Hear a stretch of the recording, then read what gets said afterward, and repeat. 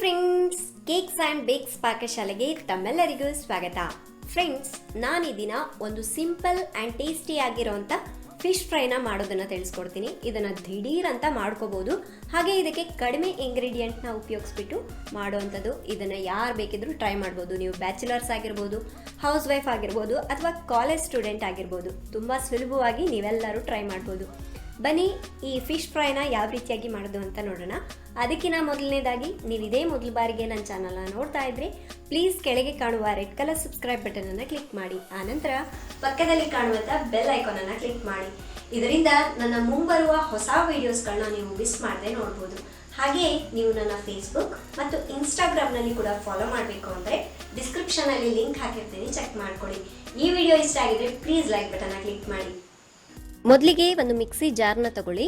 ಇದರಲ್ಲಿ ಒಂದು 6 ರಿಂದ 7 ಬೆಳ್ಳುಳ್ಳಿ ಹೆಸಲು, 1.5 ಇಂಚಿನಷ್ಟು ಹಸಿ ಶುಂಠಿ, ಸ್ವಲ್ಪ ಹುಣಸೆಹಣ್ಣು, ಅರ್ಧ ಟೀ ಸ್ಪೂನ್ ಅರಿಶಿನ ಪುಡಿ, 1.5 ಟೇಬಲ್ ಸ್ಪೂನ್ ಅಚ್ಕಾರದ ಪುಡಿ, ಅರ್ಧ ಟೀ ಸ್ಪೂನ್ ಧನಿಯಾ ಪುಡಿ, ರುಚಿಗೆ ತಕ್ಕಷ್ಟು ಉಪ್ಪು, ಒಂದು ಅರ್ಧ ನಿಂಬೆ ಹಣ್ಣನ್ನು ಹಿಂಡ್ಕೊಳ್ಳಿ.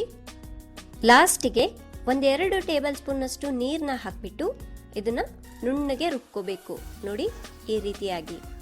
ಈಗ ಮಸಾಲೆ ರೆಡಿಯಾಗಿದೆ. ನಾನಿಲ್ಲಿ 4 ಈ ರೀತಿ ಮೀಡಿಯಂ ಸೈಜಿನ ಮೀನನ್ನು ತಗೊಂಡಿದ್ದೀನಿ. ಇದು ಸುಮಾರಾಗಿ 750 ಗ್ರಾಮ್ನಷ್ಟಿದೆ. ಈಗ ಮೊದಲಿಗೆ ಗ್ರೈಂಡ್ ಮಾಡಿ ಇಟ್ಕೊಂಡಿದ್ವಲ್ಲ ಮಸಾಲೆನ ಒಂದು ಪ್ಲೇಟ್ಗೆ ತೆಗೆದು ಹಾಕ್ಕೊಳ್ಳಿ. ನೋಡಿ, ಮಸಾಲೆ ತುಂಬ ನೀರಾಗೂ ಅಲ್ಲದೆ ತುಂಬ ಗಟ್ಟಿಯಾಗೂ ಅಲ್ಲದೆ ಈ ಕನ್ಸಿಸ್ಟೆನ್ಸಿಯಲ್ಲಿ ಇರಬೇಕು.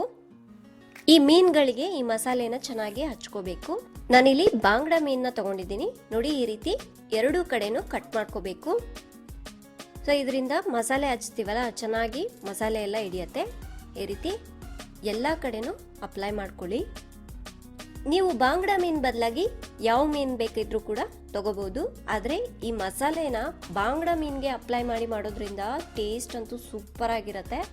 ಸೊ ಆದಷ್ಟು ನೀವು ಬಾಂಗ್ಡಾ ಮೀನು ಸಿಕ್ಕರೆ ತಗೊಂಡು ಈ ರೀತಿ ಟ್ರೈ ಮಾಡಿ ನೋಡಿ. ಫ್ರೆಂಡ್ಸ್, ನಾನು ಈ ರೆಸಿಪಿನ ನಮ್ಮ ಅಮ್ಮನಿಂದ ಕಲ್ತಿರೋದು. ಇದಂತೂ ನಮ್ಮ ಮನೇಲಿ ಎಲ್ಲರಿಗೂ ಫೇವ್ರೇಟ್ ಅಂತಾನೆ ಹೇಳ್ಬೋದು. ಅಷ್ಟು ಟೇಸ್ಟಿಯಾಗಿರುತ್ತೆ, ಹಾಗೆ ತುಂಬ ಸಿಂಪಲ್ ಮಾಡೋದು ಕೂಡ. ನೋಡಿ, ಇದೇ ರೀತಿಯಾಗಿ ಎಲ್ಲ ಮೀನುಗಳಿಗೂ ಮಸಾಲೆನ ಹಚ್ಚಿಟ್ಕೊಳ್ಳಿ. ಈ ರೀತಿ ಮಸಾಲೆನ ಹಚ್ಚಾದ್ಮೇಲೆ ಒಂದು ಅರ್ಧ ಗಂಟೆ ಚೆನ್ನಾಗಿ ಇದು ಮ್ಯಾರಿನೇಟ್ ಆಗಲಿಕ್ಕೆ ಇಡಿ. ಮೀನೆಲ್ಲ ಚೆನ್ನಾಗಿ ಮ್ಯಾರಿನೇಟ್ ಆಗಿದೆ. ಇವಾಗ ಒಂದು ಪ್ಯಾನ್ನ ಕಾಯ್ಲಿಕ್ಕಿಡಿ. ಅದರಲ್ಲಿ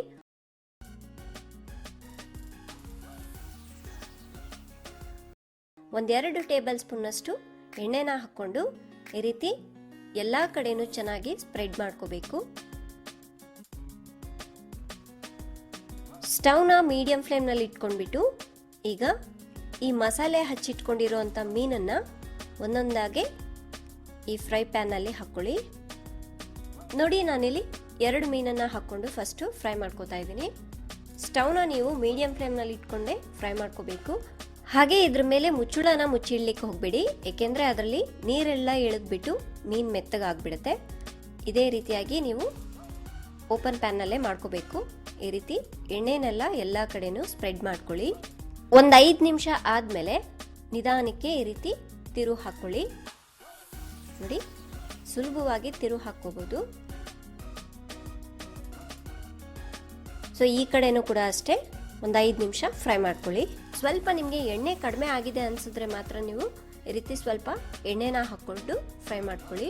ಫ್ರೆಂಡ್ಸ್, ನೀವು ಈ ಫಿಶ್ ಫ್ರೈನ ಯಾವುದ್ರ ಜೊತೆ ಬೇಕಾದರೂ ತಿನ್ಬೋದು. ರೈಸ್ ರಸಮ್ ಮಾಡ್ಕೊಂಡ್ಬಿಟ್ಟು ಅದ್ರ ಜೊತೆ ತಿನ್ನಿ, ಸೂಪರ್ ಆಗಿರುತ್ತೆ. ಸೊ ನಾನಂತೂ ರಸಮ್ ಮಾಡಿದಾಗೆಲ್ಲ ಈ ಫಿಶ್ ಫ್ರೈನ ಮಾಡ್ತಾ ಇರ್ತೀನಿ.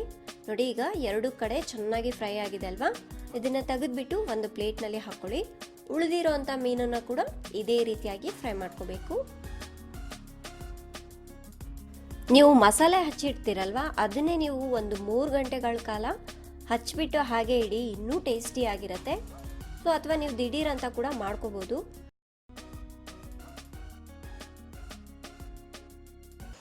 ನೋಡಿದ್ರಲ್ವಾ ಫ್ರೆಂಡ್ಸ್, ಈ ಸಿಂಪಲ್ ಮತ್ತು ಟೇಸ್ಟಿ ಆಗಿರುವಂತಹ ಫಿಶ್ ಫ್ರೈನ ಯಾವ ರೀತಿಯಾಗಿ ಮಾಡೋದು ಅಂತ.